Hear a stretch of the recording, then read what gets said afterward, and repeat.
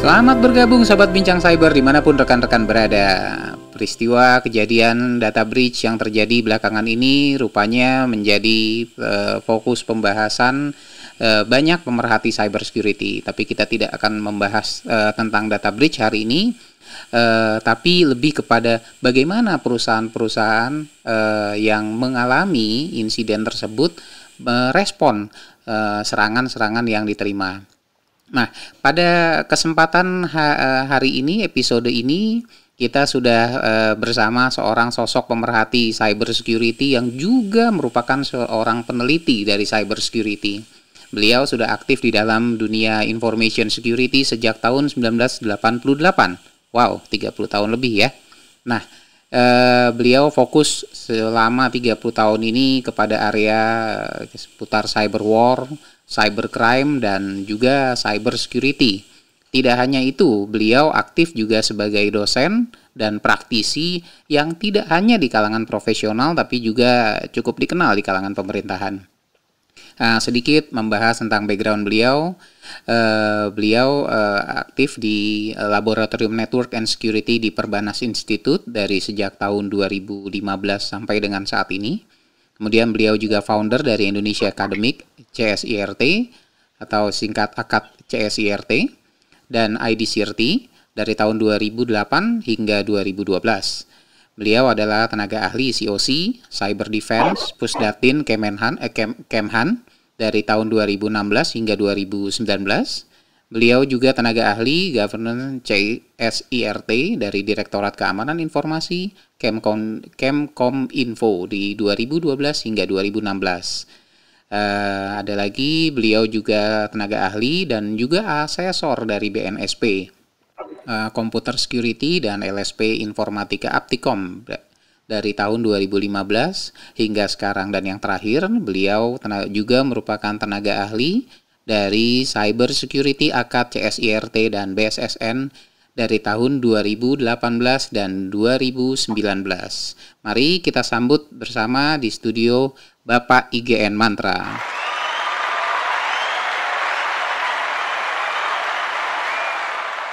Halo Pak Mantra, apa kabar?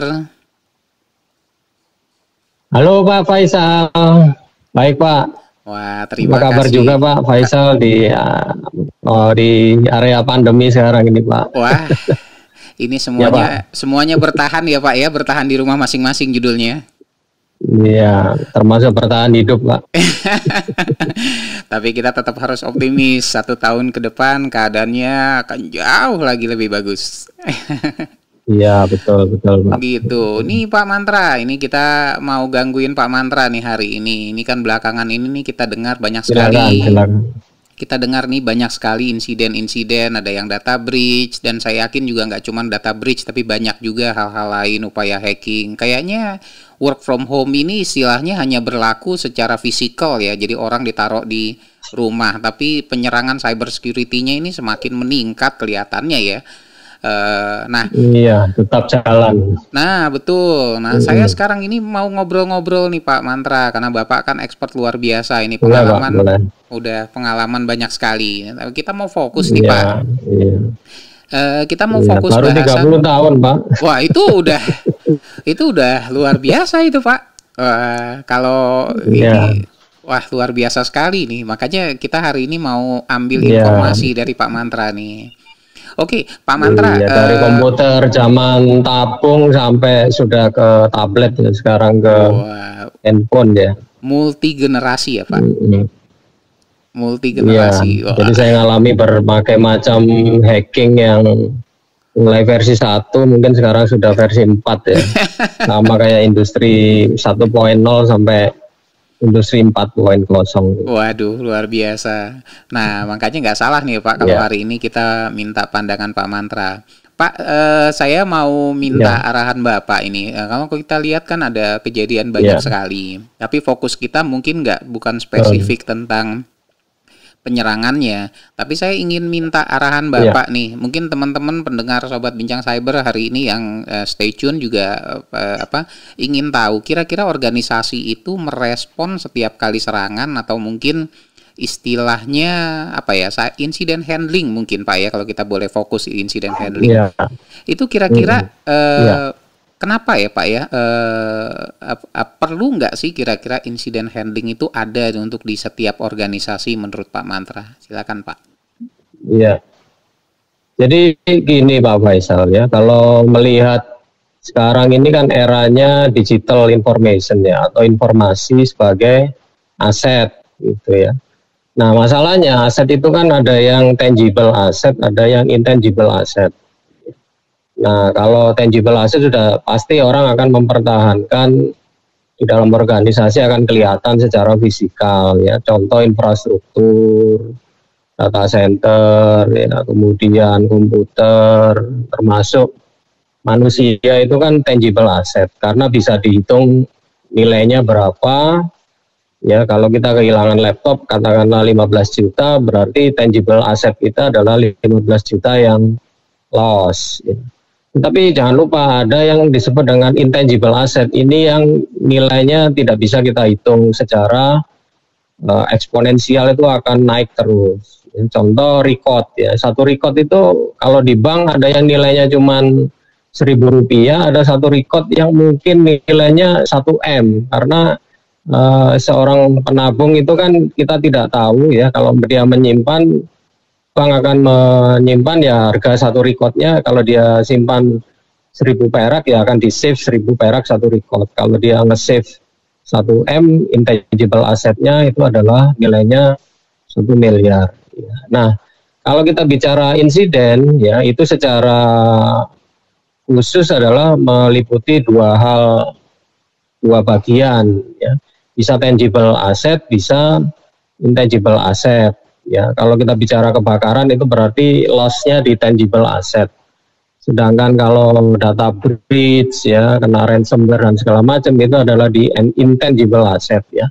Nah, ini ada yang menarik penelitian dari cyber security ya. Saya baca ya, bahwa untuk melakukan identifikasi saja ya, malicious attack itu rata-rata sebuah perusahaan ya, dia akan baru tahu setelah 214 hari ya. Jadi saya attack di hari pertama sekian ya, itu perusahaan baru akan sadar dan baru ketahuan loss-nya setelah 214 hari ya. Jadi ini begitu panjang untuk melakukan identifikasi yang namanya malicious attack ya, atau katakanlah menanam ransomware atau apa, yaitu baru ketahuan setelah 214 hari rata-rata organisasi untuk bisa dia sadar mengalami insiden ya.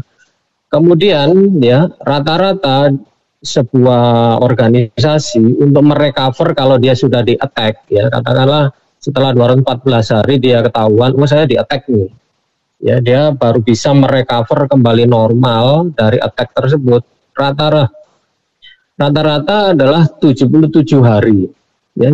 Jadi panjang ya, kira-kira kalau 77 hari itu lebih dari 2 bulan untuk kembali normal ya. Nah, kemudian organisasi ya yang mempunyai incident response plan ya, bahwa dia misalkan sudah pernah terjadi, kemudian dia ngeplan ya, rata-rata perusahaan itu yang tidak tahu ya dan tidak punya incident response plan itu 76%. Jadi kalau bisa kita lihat, katakanlah yang siap kalau terjadi insiden attack itu hanya 24% organisasi yang siap secara teknologi untuk mengamankan intangible asetnya. Ya, nah itu sekilas bahwa pandangan apakah perlu dan tidak perlu, yaitu nanti kita akan bahas selanjutnya. Jadi kira-kira gambarannya adalah semacam itu Pak Faisal. Nah ini kalau kita katakan dari urutan waktu tadi Pak, ada 200 hari, kemudian ada penanganan 74 hari dan seterusnya. Ini kan berarti ada window time di sini. Apakah ini ada kaitan dengan efektif dan efisien Pak? Kalau misalnya dia udah terkena, kemudian berikutnya mungkin dia bisa efektif efisiensinya itu di bagaimana Pak? Ya, jadi kalau bicara insiden handling ya sama insiden response, kita bicara misalkan rata-rata ya yang besar adalah kita kan masalah cost savingnya lah. Ya, jadi kalau kita punya plan berarti cost saving kita menjadi lebih kecil dibandingkan kita tidak punya plan, kemudian terjadi insiden itu akan besar untuk mengalokasikan biaya terhadap terjadinya insiden ya. Nah di sini juga saya kutip ya bahwa rata-rata biaya yang dikeluarkan untuk mentraining employee ya supaya dia paham untuk menangani insiden itu kira-kira sekitar 9,3 US dollar ya rata-rata satu orang. Jadi rata-rata 9,3 US dollar itu dikeluarkan oleh perusahaan ya sebenarnya nggak terlalu besar ya, sedikit lah, kecil. Nah itu untuk menjaga terjadinya kalau ada insiden SDM-nya sudah siap ya. Nah kemudian rata-rata untuk bisa menghemat ya biaya insiden respon tim itu kalau kita hitung per recordnya ya bahwa perusahaan itu bisa menghemat sekitar 14 US dollar per record ya. Jadi katakanlah sebuah bank misalkan terjadi insiden ya penanganannya handlingnya katakanlah besar-besaran bisa sampai 1M ya. Nah kalau dia bisa ada plannya duluan, punya insiden respon timnya, nah itu dia bisa menghemat ya. Kalau dia punya 1000 record ya tinggal kita hitung aja 14 kali 1000 record kira-kira 14.000 US dollar dia bisa menghemat kalau terjadi insiden. Nah, perlu dan tidak perlunya ya nanti kita akan lihat seberapa perlu dan seberapa tidak perlu ya. Katakanlah buat apa? Karena kami jarang mengalami insiden, nanti kita akan lihat lah seperti apa insiden tersebut. Kira-kira gitu Pak Faisal. Kalau ya kita belum sampai ke sana kepentingan, tapi kalau menyimak sekarang keadaan-keadaan yang berkembang nih belakangan ini, cyber security juga semakin dinamis, serangan semakin banyak, dan tentunya kan perusahaan-perusahaan butuh persiapan paling tidak. Kalau misalnya ya saya yakin kalau ditanya semua pasti perlu lah barangkali, cuman mungkin tinggal seberapa besar effort yang mau diberikan. Persiapan bagaimana dia persiapan yang perlu dilakukan terkait dengan hal ini Pak? Ya, jadi perusahaan ada yang sama sekali dia belum pernah mengalami insiden security. Ya, jadi catatannya bahwa perusahaan itu kan macam-macam ya.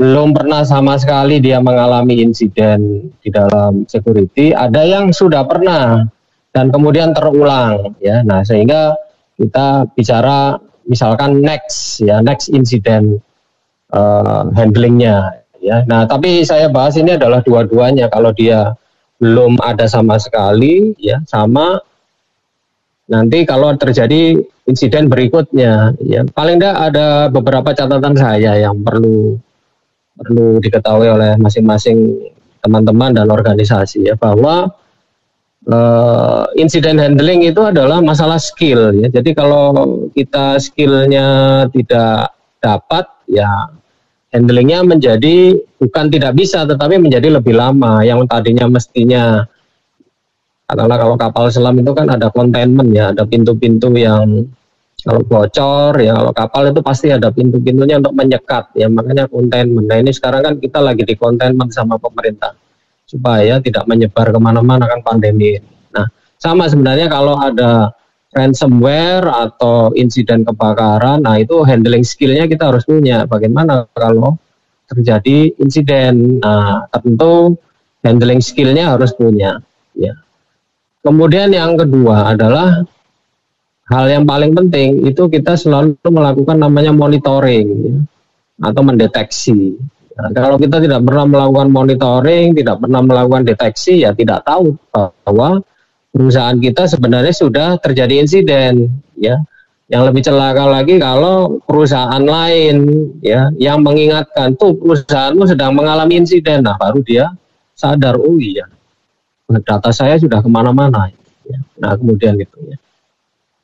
Kemudian yang ketiga ya, ini kan kita bicara masalah akademisi, agak ilmiah sedikit, masalah framework ya, framework mana yang mau kita pakai untuk incident handling. Ya, sebenarnya cukup banyak di internet ya, dan itu sudah standar ya, bahwa untuk melakukan incident handling itu hampir semua perusahaan sudah tahu, ya, menggunakan framework apa dia bisa menanganinya lebih cepat, ya. Nah, kemudian yang keempat adalah metode, ya, metode bagaimana kita ngedrive si insiden ini yang disebut dengan incident handling. Ya, jadi kalau kita tidak punya skill, ya, kita tidak punya framework, nah nanti kalau mobil itu mau belok kiri, mau belok kanan atau lurus, ya, nah itu yang harus kita punya supaya insiden ini tidak kemana-mana, ya.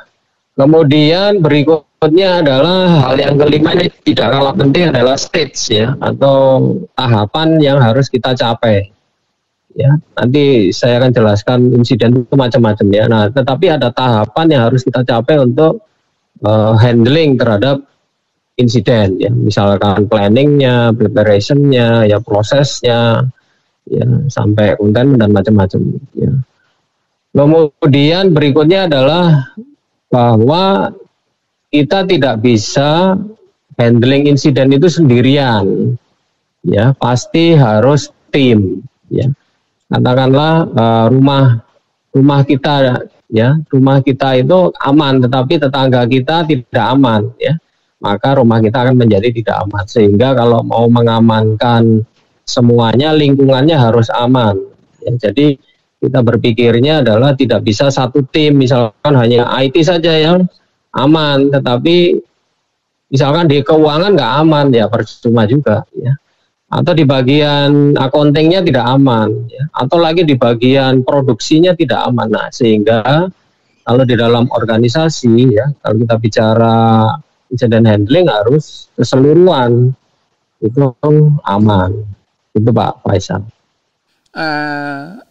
Kalau tadi yang Bapak jelaskan cukup menarik, tapi satu yang saya coba ambil di sini, ini sepertinya ada berbagai macam jenis insiden, Pak, ya, mungkin dari security insiden tadi. Yeah. Itu jenis-jenisnya apa aja, Pak, secara umum, Pak? Sebenarnya pohon security insiden itu kan banyak, ya, banyak jenisnya. Nah, kita kelompokkan itu biasanya kalau incident handler itu dia mengelompokkan menjadi domainnya ada 6, Pak. Ya, jadi satu, misalkan domainnya kita kelompokkan sebagai malware incident. Ya, ini jangan salah, pertumbuhannya rata-rata itu setiap hari adalah 270%, Pak. Ya, malware, ya. Jadi malware itu setiap hari dia naik 270%, ya. Kalau jadi hari ini saya menemukan malware itu satu, besok itu sebenarnya sudah menjadi 270 jenis malware, ya. Makanya disebut dengan targeted business attack, ya, bahwa kalau perusahaan kita menjadi target attack oleh si hacker, nah dikirimin malware, itu menjadi malware insiden, ya. Itu yang pertama, ya. Yang kedua adalah yang paling sering itu email security incident, ya. Nah, ini catatannya bahwa 9, ya, dari 10 email itu mengalami infeksi.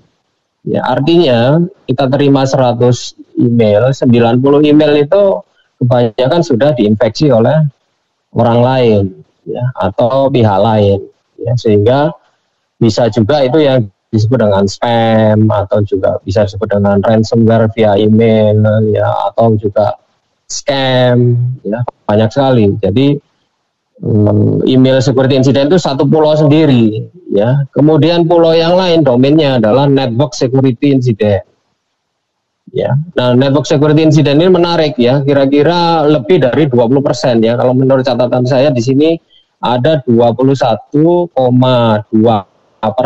ya, device itu di attack sama si hackernya, ya. Nah, itu yang disebut dikategorikan sebagai network security incident, ya. Jadi dalam 4 bulan aja sudah kira-kira pertumbuhan network security incident itu sudah 43,7%. Ya. Nah, kemudian domain yang lain adalah yang cukup banyak, web application security. Ya, ini yang disebut di kita incident handler menyebutnya web application security incident.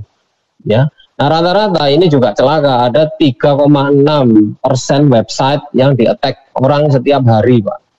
Ya, termasuk device, termasuk SQL injection, ya, nah, macam-macam.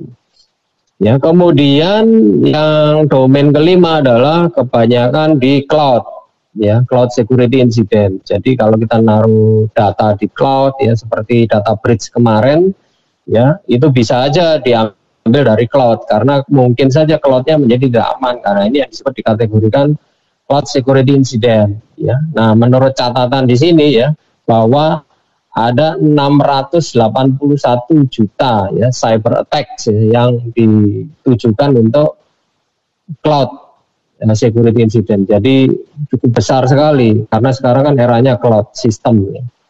Ya, dan jangan lupa yang domain terakhir itu adalah insider threat, Pak. Nah, ini yang kadang-kadang miris juga, karena karyawan yang kita gaji pun itu bisa menyebabkan security incident, ya, yang disebut dengan insider threat, ya. Nah, ini juga mengalami pertumbuhan, ya. Tetapi masalahnya tidak ada catatan resmi, karena perusahaan juga akan mengkeep, ya, dia mengalami insiden. Oke. Kira-kira seperti itu, Pak.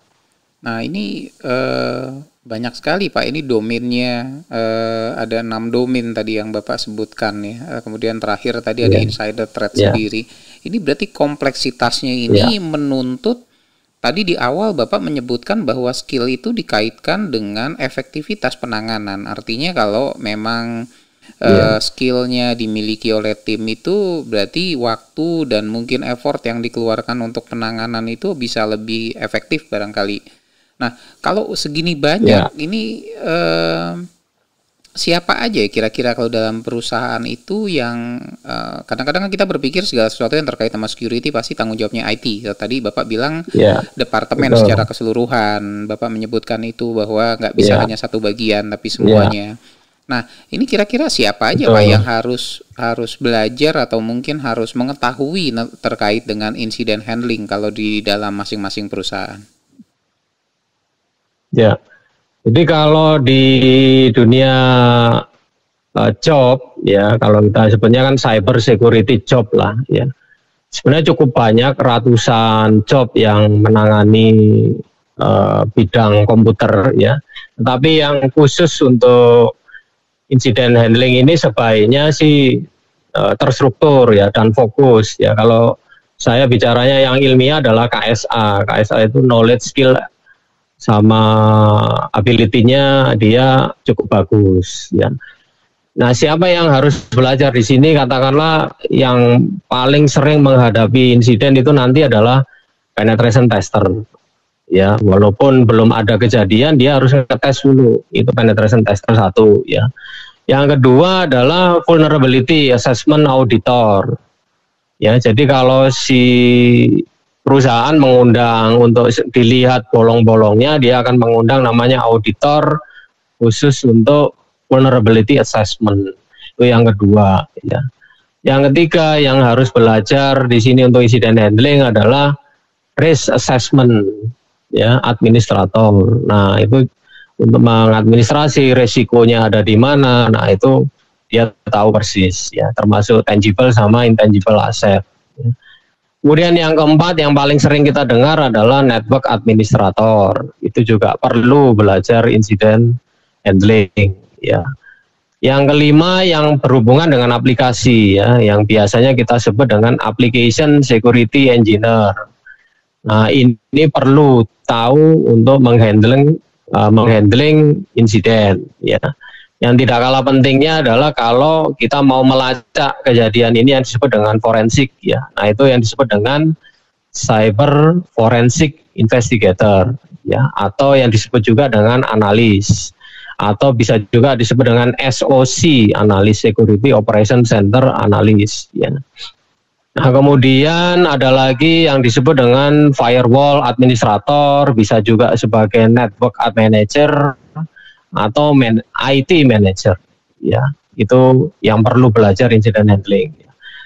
Dan biasanya secara keseluruhan ini dihandle oleh orang yang disebut dengan sistem administrator, ya, atau kalau kita menyebutnya adalah IT engineer. Ya, nah semua orang ini perlu untuk belajar incident handling, karena incident handling itu kan ada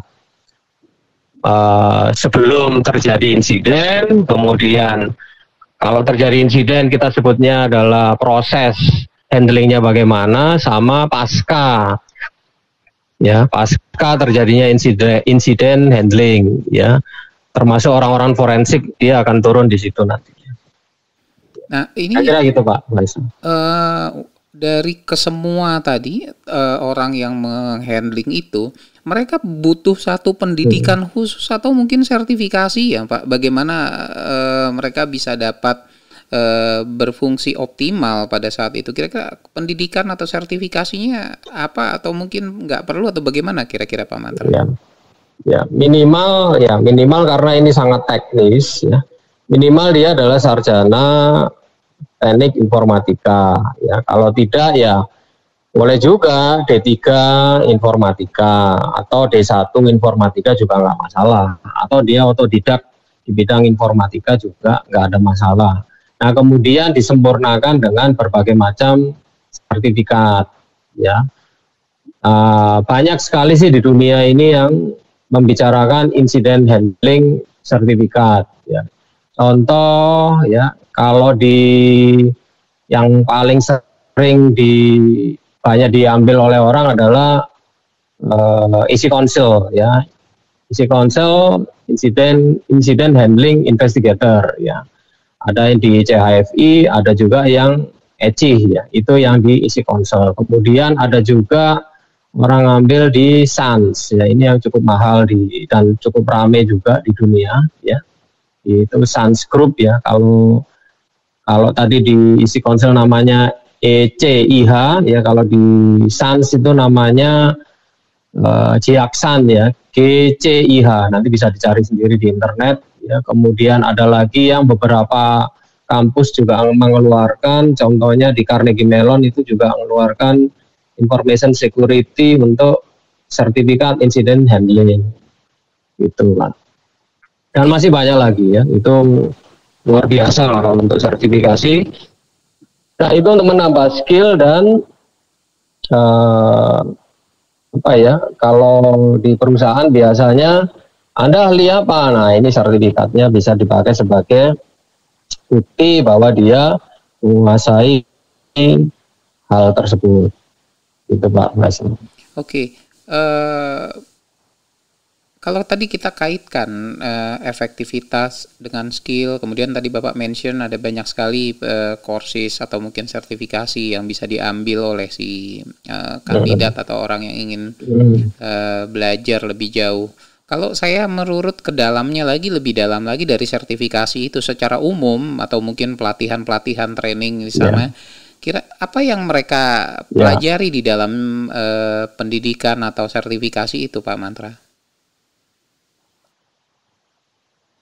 Ya, sebenarnya banyak ya. Kalau saya kelompokkan, kira ada 10 lah yang harus dipelajari oleh si calon untuk bisa menghandling insiden ya. Jadi pertama dia harus tahu yang namanya framework. Ya, framework itu diajarkan di dalam kelas, bagaimana dia menangani insiden, pakai framework apa, itu nanti dia akan tahu ya. Kemudian yang kedua adalah masalah compliance ya. Jadi tidak mungkin framework itu nggak ada compliance-nya. Dia harus mencapai, kalau frameworknya diajarkan kira-kira ada 9 step, nah dia harus mencapai comply sampai 9 step. Ya nggak bisa saya belajar hanya 3 karena nggak achieve itu sampai 9 ya. Jadi dia harus mengikuti apa yang ada di kelas. Kalau 9 ya 9. Ya itu untuk pencapaiannya dia di frameworknya ya. Yang ketiga adalah kemampuan dia untuk melakukan analisis ya. Karena insiden handling itu tidak cukup dengan memonitor terus kemudian kita capture, nah tapi tidak mampu untuk menganalisis ya. Karena kan itu ada ribuan attack atau mungkin juga jutaan attack yang kita capture ya. Kalau mendengar BSSN itu setiap hari dia menangani attack ya di IDCRT itu ya. Itu 4 bulan pertama saja, mulai Januari sampai April ini, itu kira-kira sudah ada 88 juta attack. Nah, ini kalau dia tidak menganalisis, ya, itu kan ada yang sampah, ada yang sangat emas gitu yang kita kelompokkan nanti ya. Kemudian yang keempat, dia harus fokus untuk menangani insiden ini bagaimana ya. Nah, jadi yang pertama kali biasanya adalah respon insiden dulu ya, baru ada proses di situ, baru kemudian kita melakukan insiden handlingnya ya, untuk bisa menangani hal tersebut ya. Kemudian yang kelima adalah kita harus mampu untuk mengembangkan hal-hal yang sudah diberikan di kelas tadi, gimana sih menganalisis, kemudian skillnya dikembangkan ya. Kemudian yang keenam adalah kita mempunyai naluri dan kita mempunyai skill ya sampai ke forensik ya. Jadi kalau insiden ini kan adalah bagaimana kalau rumah terbakar ya harus cepat dipadamkan ya. Nah, kalau forensik ini kan pasca rumah kebakaran, siapa nih yang membakar, atau kenapa, konslet kah, atau dibakar orang kah, atau kena kompor dan segala macam. Itu ilmu forensiknya akan jalan setelah dia menangani insiden ya. Kemudian hal yang ketujuh, dia harus melatih banyak sekali program-program, ada tools, ada apa. Nah, itu dia harus hands on. Tidak cukup dengan baca, dia harus berlatih untuk menangani insiden itu bagaimana, berkelompok ya, tidak bisa sendirian ya. Nah, peralatan network itu banyak sekali, peralatan web banyak sekali. Nah, ini luar biasa ya. Kemudian hal yang ke-8, kita juga harus punya namanya lab environment ya. Jadi kalau di organisasi itu paling tidak ada lab yang dipakai untuk tes tools ya. Kemudian ada bagaimana kita melakukan simulasi kalau terjadi insiden ya, sampai real time ya, terjadinya insiden itu kita harus tahu ya. Kemudian yang ke-9 adalah kalau terjadi masalah dengan pelanggaran hukum, terus bagaimana? Itu tidak boleh ditangani sendiri, kita harus laporan ke pemerintah ya, dalam hal ini ke BSSN, IDCRT, atau ke kepolisian, dalam hal ini kalau itu berhubungan dengan kriminal ya, cybercrime ya. Kemudian hal yang ke-10 ini cukup banyak yang harus kita simpan ya, karena mungkin saja akan terjadi di berikutnya ya. Kita tidak tahu setahun 2 tahun ke depan mungkin terjadi lagi hal seperti ini. Kita harus punya inventory untuk menyimpan template, menyimpan checklist ya.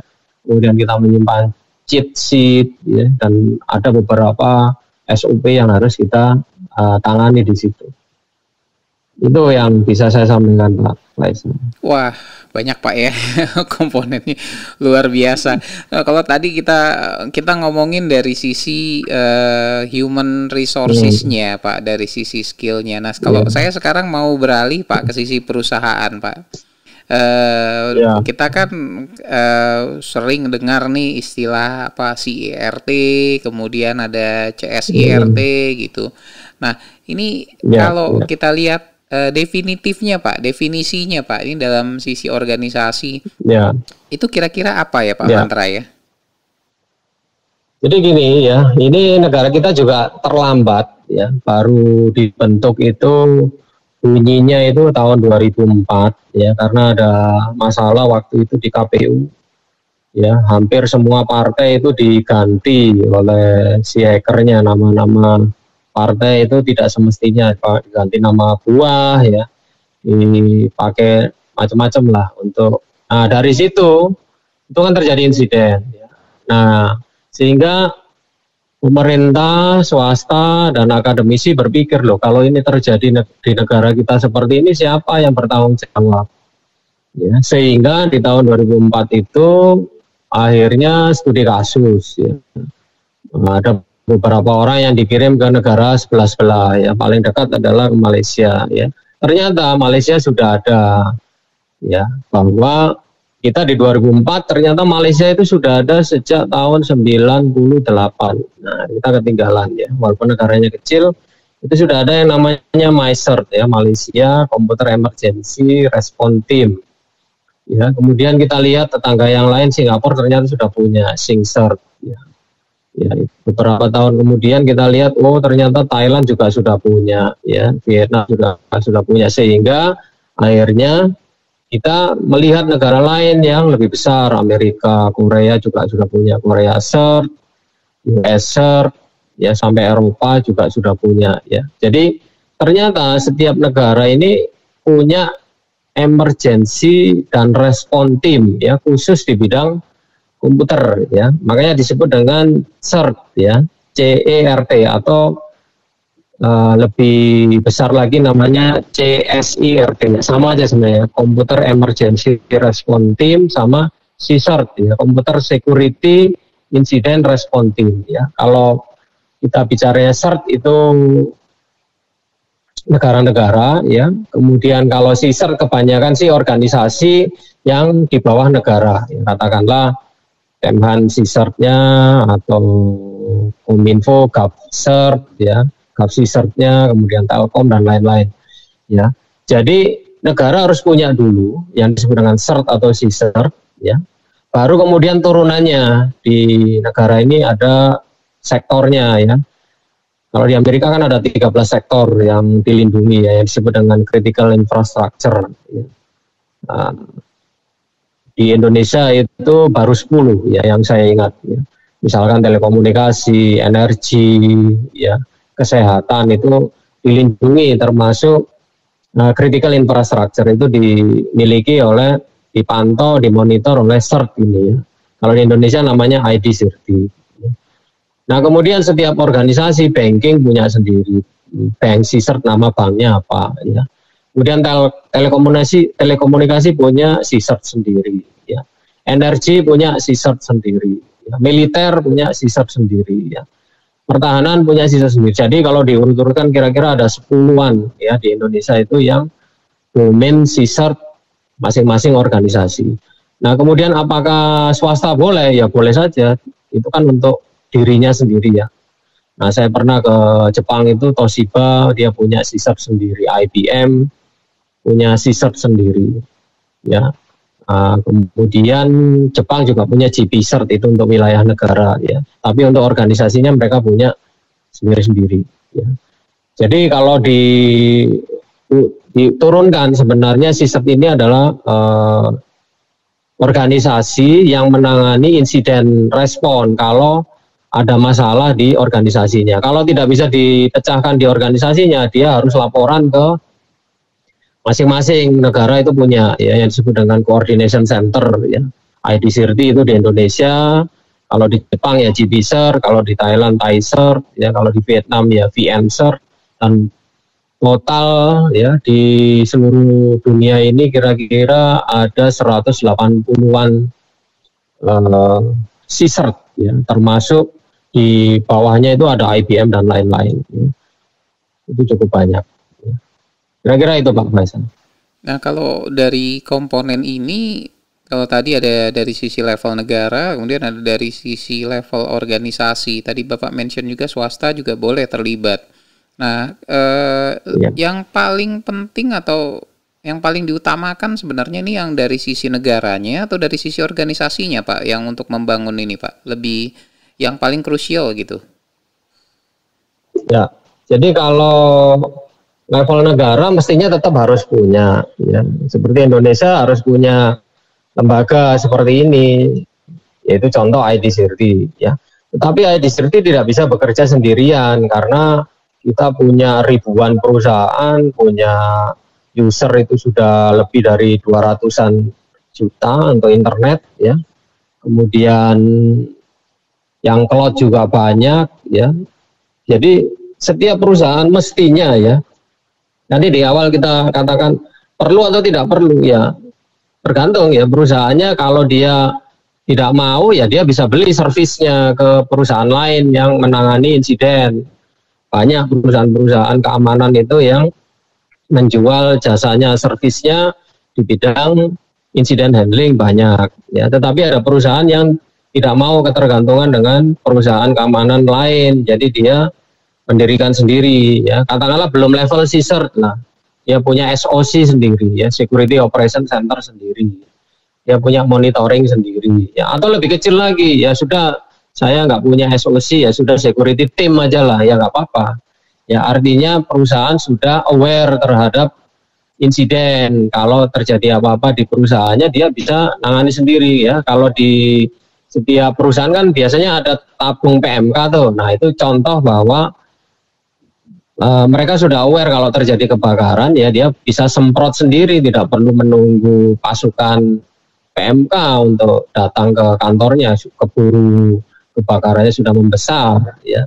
Itu sebagai contoh aja ya, tapi ini kan kita bicaranya adalah di digital ya. Kalau di digital kan kita harus punya minimal security team lah ya, untuk menangani katakanlah ya virus, ya insiden ransomware itu bagaimana ya, ditingkatkan lagi menjadi SOC ya. Baru SOC nanti meningkat lagi punya brand sendiri ya, misalkan Astra, Caesar katakanlah, atau Bank Mega, Caesar ya, atau katakanlah tadi Pelindo, Caesar. Nah, jadi banyak ya, bisa punya sendiri-sendiri. Kalau terjadi insiden mereka bisa handling sendiri gitu Pak Fas.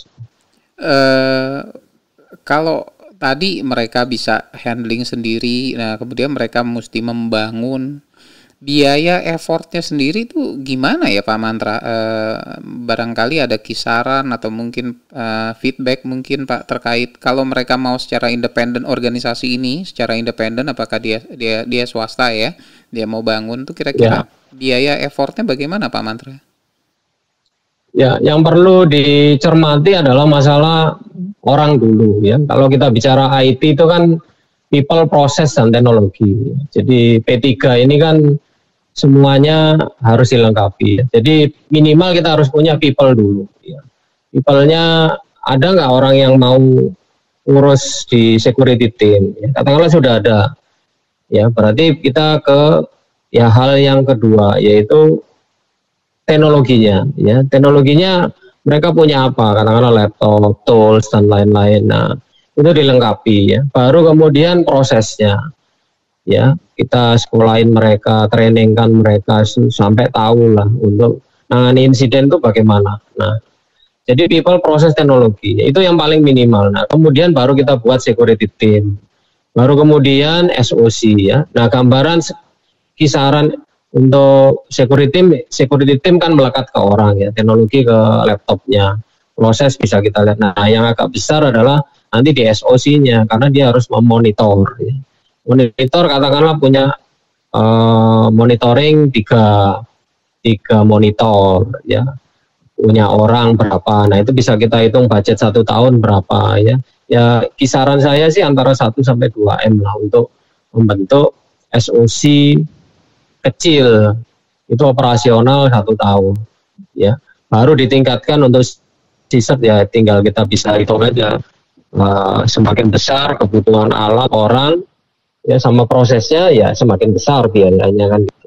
Tetapi ini tidak berbanding lurus ya, karena kita invest IT itu kan tidak seperti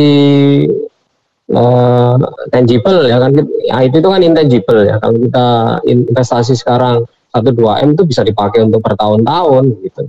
Tidak seperti kita beli laptop 15 juta harus kembali 15 juta dalam waktu 1 bulan kan, nggak mungkin seperti itu ya. Jadi kita harus hitung itu untuk masa depan gitu Pak Blas. Manfaatnya itu tetap masih bisa dirasakan dalam kurun-kurun waktu ke depan gitu ya Pak Mantra ya.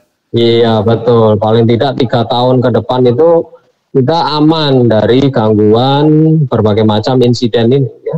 Tadi kira-kira saya kelompokkan kan ada 6 ya. Paling tidak kita 6 insiden ini kita sudah aman untuk 3 tahun ke depan. Oke, jadi ada istilahnya fokus dari timnya sendiri sudah ada ke 6 domain yang tadi Pak ya?